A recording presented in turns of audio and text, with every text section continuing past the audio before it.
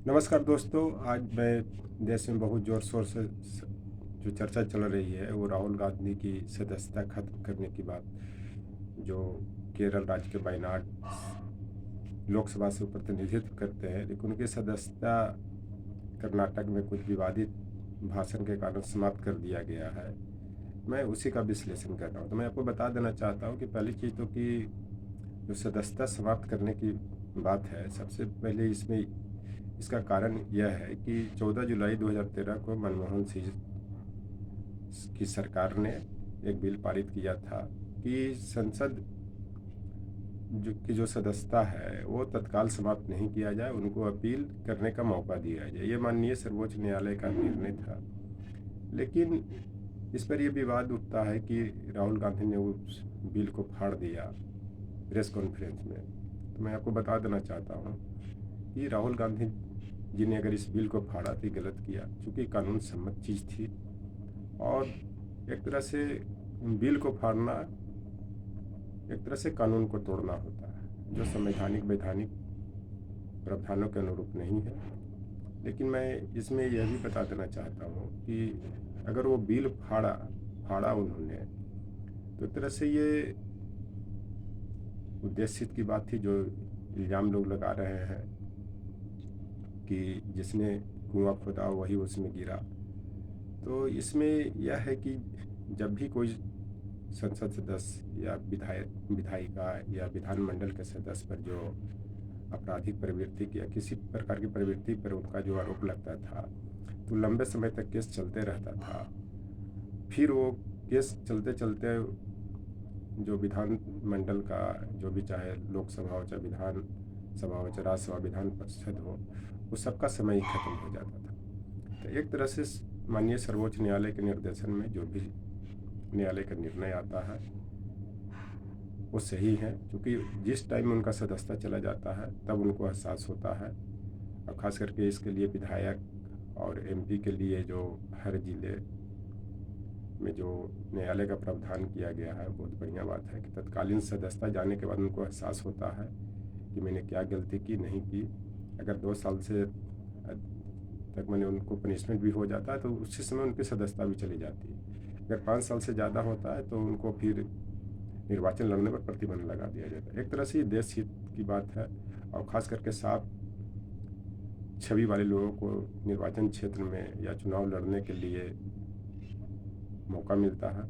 ये अच्छी बात है, और इससे सब पार्टियों को संदेश गया है कि अच्छे छवि वाले लोगों को लाया जाए। लेकिन अभी भी कम से कम संसद में कम से कम 140-150 लोग ऐसे संसद सदस्य हैं। विधानसभा की तो बात छोड़ ही दीजिए, कितने लोग होंगे, कि उनको पर अभी भी बहुत सा अपराधी मुकदमा चल रहा है, चाहे वो बीजेपी को, चाहे कांग्रेस को हो, चाहे किसी भी पार्टी को। लेकिन अब तक इस पर कोई कार्रवाई नहीं हुआ। अब आती कि संसद सदस्यता कैसे जाती है, मैं ये भी बता देना चाहता हूँ। तो मान लिया जाए कि किसी न्यायालय ने किसी को आरोपी साबित कर दिया, तो इसका ये प्रावधान है कि जो लोकसभा का सचिवालय है उस पर रिकमेंड नहीं करेगा।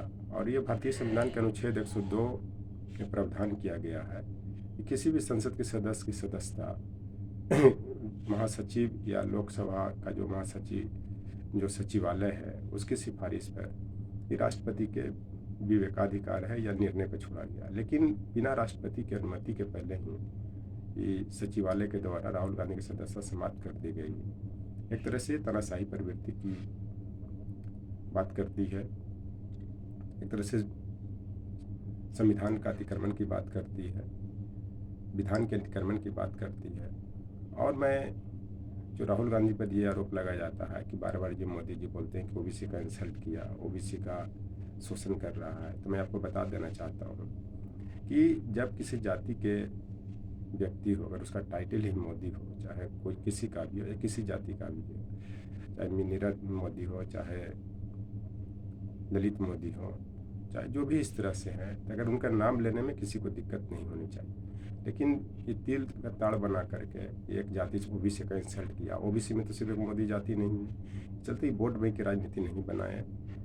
जिसके नाम की अगर जाति ही लगी हुई है तो उनके नाम लेने में कोई दिक्कत नहीं है। हाँ, अगर पूरे जाति विशेष की कोई पूरे संप्रदाय विशेष की बात अगर करता है तो ये गलत है। ये चलते इस तरह से इल्ज़ाम लगाने की ज़रूरत नहीं है। और आप जहाँ तक दलित पिछड़े की बात करते हैं, तो जितने शोषण दलित महिलाओं की आपकी शासन में हो रही है, चाहे वो हाथरस की घटना हो, जो लड़की की डेथ हो जाती है जो बलात्कार के बाद, चाहे वो उन्नाव की घटना हो, चाहे वेस्टर्न यूपी की घटना हो, चाहे राजस्थान की घटना हो, जो एक जलौर में एक बच्चा को एक सवर्ण जाति के टीचर ने इतना पीटा घड़ा में पानी पीने के कारण कि उसकी डेथ ही हो जाती। दूसरा मिर्ज़ापुर में एक दलित छात्र को पीट पीट कर हत्या कर दी जाती है। तो आप इससे अंदाज लगा सकते हैं कि कौन पार्टी किसके लिए क्या कर रहा है, कितना शोषण कर रहा है। और जहाँ तक दलित या SC ST की बात है या चाहे OBC की बात है, जितने एडुकेशन में स्कॉलरशिप चाहे राजीव गांधी फाउंडेशन की ओर से जो SC ST को दिया जाता था उसको आपने बंद करवा दिया। जैसे बहुत से जो प्रावधान था वो बंद करवा दिए और संसद सदस्यता के बहाना लेकर के फिर मोबिलाइज करके कि OBC को इंसल्ट किया। ये आपको मैं बता देना चाहता हूँ कि OBC से ही सिर्फ आपकी राजनीति नहीं चलती है, इसमें पूरा कम्युनिटी OBC SC ST और OBC में बहुत सी जातियाँ। और ये भारत दुर्दशा में भी भारतेंदु हरिश्चंद्र ने जातियों के बारे में बताया है और जातियों में क्या स्थिति होती है नहीं होती है वो सबको पता है। और जातिवाद के कारण ही, भेदभाव के कारण ही भारत बहुत लंबे समय तक गुलाम रहा और फिर उसी पुनरावृत्ति को आप आज़ादी के बाद भी लाना चाह रहे हैं। इसका मतलब देश के तोड़ने की बात कर रहे हैं, राष्ट्रीय एकता अखंडता को कमज़ोर करने की बात कर रहे हैं, संप्रदायवाद की बात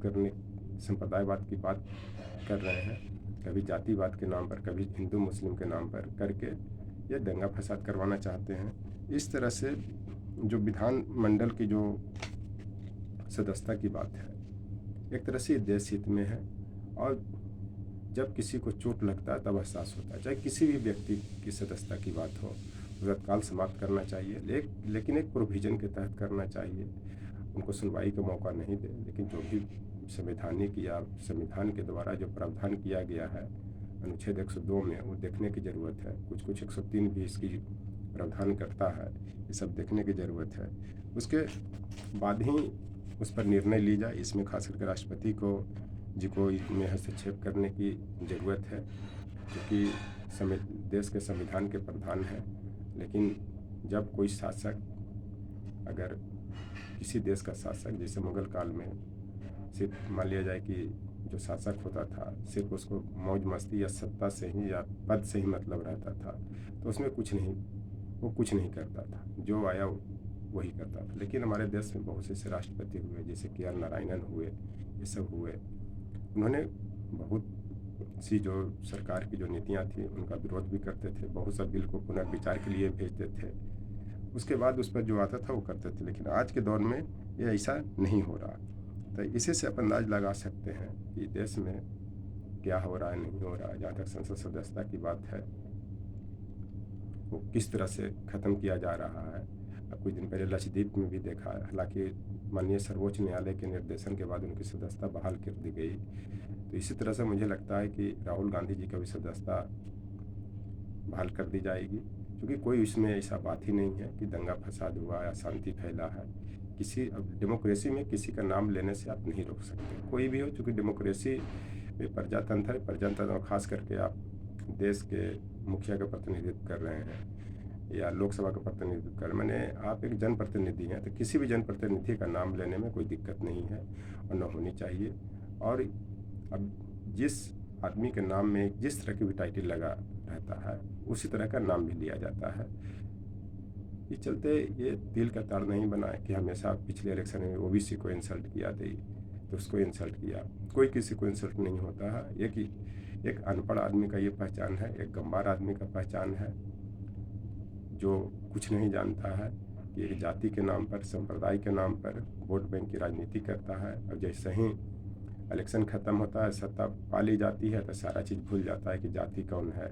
फिर लोग अपने बराबरी के लोगों को देखता है, अपने स्तर के लोगों को देखता है और सिर्फ सत्ता कैसा बचा रहे उसी पर ध्यान देता है।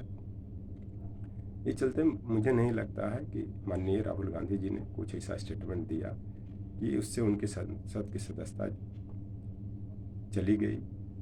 और ख़ास करके वहाँ पे जहाँ पे जो सूरत न्यायालय में जो चल रहा था, उस न्यायाधीश को बैठाया गया जो बहुत दिनों तक उस पर बहुत तरह के ब्लेम भी थे, और ला करके उनको बैठाया गया। जब उनकी संसद सदस्यता निरस्त कर दी गई तो उनको प्रमोशन भी दिया गया, आगे भी दिया जाएगा, और हो सकता है कि हाई कोर्ट तक भी हुआ है। चूँकि सब तो सत्ता पावर के खेल है, आप कितना इंटेलेक्चुअल है, कितना भी पढ़ा लिखा है, उससे मतलब नहीं है।